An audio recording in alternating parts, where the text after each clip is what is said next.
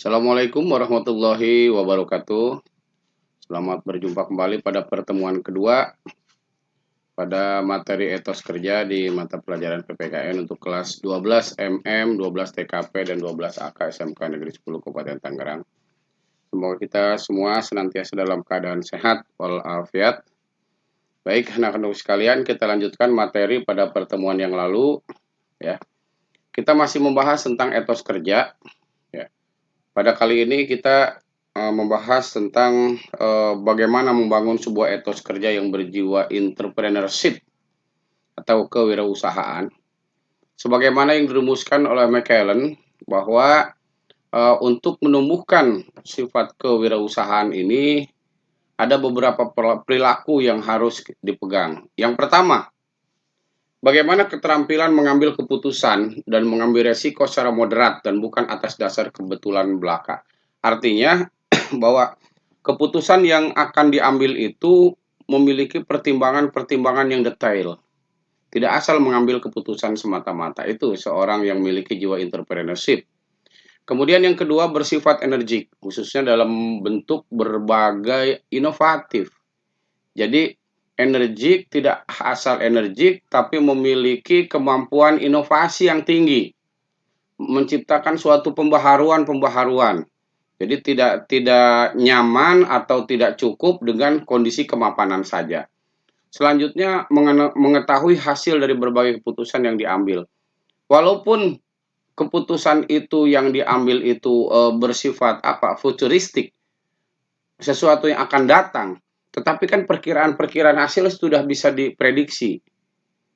Kemudian mengantisipasi segala kemungkinan di masa yang akan datang. Jadi plan A, plan B itu dipersiapkan dalam membangun etos kerja yang baik itu. Jadi tidak hanya berpikir satu, tapi berpikir beberapa. Plan A, plan B, plan C, dan seterusnya dipersiapkan. Jika tidak, maka kita stagnan dengan kondisi tadi. Kemudian yang jelas memiliki kemampuan organisasi. Manajemennya mampu dikuasai. Sehingga bagaimana membuat suatu planning, ya, organizing, actuating, dan controlling itu dijalankan dengan baik. Itu memiliki kemampuan organisasi. Ini yang ideal yang dibangun untuk membangun etos kerja yang baik, seperti itu. Nah, lawannya ini etos kerja yang menurut Sinamo disebut dengan etos kerja yang edan, etos kerja yang asal-asalan. Ini generasi-generasi yang memang ya cukup dengan kondisi kemapanan lah, seperti itu. Ya. Bagaimana etos kerja yang berkembang saat ini? Itu menurut Sinamo ada beberapa jenis etos kerja yang memang asal-asalan. Seperti bekerja sesuai keinginan penguasa, cukup sesuai perintah saja. Itu apalagi dengan kondisi ketidaknyamanan dalam sistem organisasi dan sistem kepemimpinan yang dibangun oleh pimpinan tertingginya. Kemudian bekerja sebisanya saja, tanpa inovasi. Ya tanpa inovasi, ya sudah sajalah cukup apa adanya. Yang ketiga, bekerja jangan so suci, kerja demi uang. Nah ini kan, ya udahlah, bekerja yang penting kan dapat gaji. Bekerja seadanya saja, nggak usah ngoyo. Takkan lari gunung dikejar. Artinya tadi, ya nggak usah maksain bahasanya. Ini kan tidak ada inovasi nih. Lagi-lagi stagnan ini. Bekerja harus pintar-pintar, yang penting aman. Bekerja santai, mengapa harus ngotot? Karena tadi, ini yang orang cukup dengan kondisi kemapanan, udahlah segitu aja. Bekerja asal-asalan saja, wajar-wajar saja, kan gaji juga kecil. Justru harusnya dengan berimprovisasi, berinovasi, kan harus ada peningkatan. Tapi karena memang penghasilan kecil, mau ngapain capek-capek. Nah ini kita harus berpikir sebaliknya.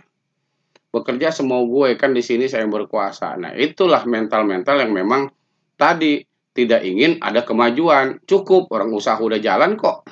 Seperti itu. Baik. Ini harus dibangun. Karena memang kalau tidak dibangun ini berbahaya juga. Etos kerja menjadi semakin menurun. Kunchara Ningrat melihat bahwa ini telah terjadi kemerosotan etos kerja semenjak zaman kemerdekaan dengan ditandainya beberapa hal. Jadi ada yang meningkat, ada juga yang merosot. Antara lain dengan melemahnya tanggung jawab. Ini bagian-bagian yang merosot etos kerjanya. Melemahnya tanggung jawab, lahirnya mental suka menerabas, kurang disiplin, kurang tanggung jawab. Kemudian apalagi dengan dipicu tadi dengan kesukaran hidup, kemiskinan, kurang tenaga kerja dan sebagainya. Menurunnya etos kerja itu, ya tadi sudahlah bahasa itu tuh harus kita hindari. Berikutnya, menurut Sinamo bahwa setiap manusia memiliki spirit atau roh keberhasilan, motivasi murni untuk meraih dan meningkatkan keberhasilan. Ini yang menjadi perilaku untuk menjadi sebuah motivasi. Kita dapat bekerja keras, disiplin, teliti, tekun, integritas, rasional, bertanggung jawab, dan sebagainya. Ya, artinya memang harus ada spirit yang kuat. Dari mana? Terutama dari dalam diri kita. Kemudian ada 4 pilar yang memang menjadi salah satu kunci, ya, menjadi kunci keberhasilan yang berkelanjutan atau sustainable success system. Ini berkelanjutan, ada 4 pilar menurut Sinamo. Yang pertama, mencetak prestasi dengan motivasi yang superior. Ada prestasi yang dibangun setiap hari, kan grafiknya naik gitu. Membangun masa depan dengan kepemimpinan visioner, tidak stagnan dengan kondisi apa adanya. Kita harus berpikir 5-10 tahun yang akan datang.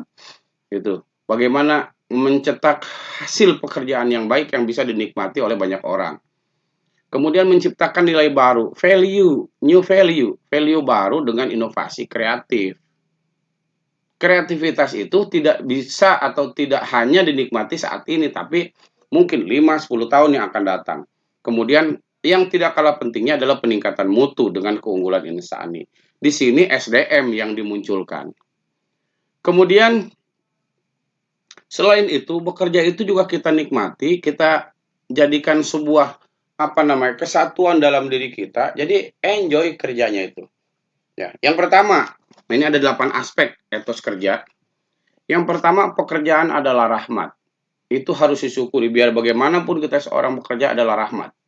Yang kedua, pekerjaan adalah amanah. Karena ini berbentuk amanah, berarti kita harus memiliki tanggung jawab yang kuat. Yang ketiga, kerja adalah panggilan. Ketika kita mendapat pekerjaan, itulah panggilan jiwa yang memang mau tidak mau harus kita jalani dengan penuh integritas.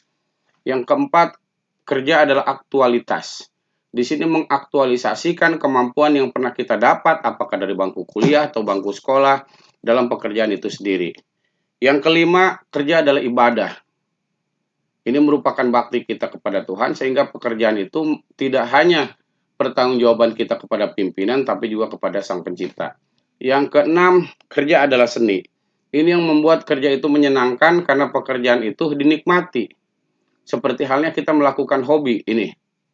Karena sehebat apapun pekerjaan yang kita inginkan, kalau belum kita dapatkan, itu masih ada dalam hayalan. Tetapi pekerjaan yang di depan mata, itulah yang harus dinikmati.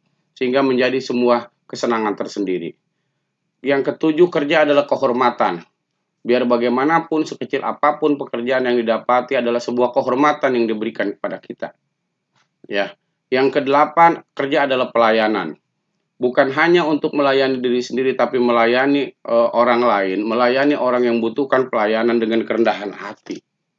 Ini kan yang ideal nih, membangun etos kerja yang baik.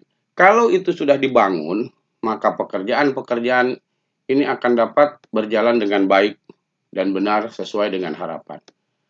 Yang pasti, harapan untuk mendapatkan pekerjaan yang baik tetap harus ada dalam angan-angan kita. Pekerjaan sesuai dengan pendidikan, pekerjaan sesuai dengan harapan, pekerjaan yang baik, yang dapat mensejahterakan, itu harus ada di dalam angan-angan kita. Tetapi yang paling penting, pekerjaan yang di depan mata, itulah yang harus dinikmati dan dilakukan secara maksimal. Seperti itu. Baik. Seperti itu yang dapat saya sampaikan pada pertemuan kali ini. Kita nanti ketemu lagi pada pertemuan yang ketiga. Terima kasih. Assalamualaikum warahmatullahi wabarakatuh.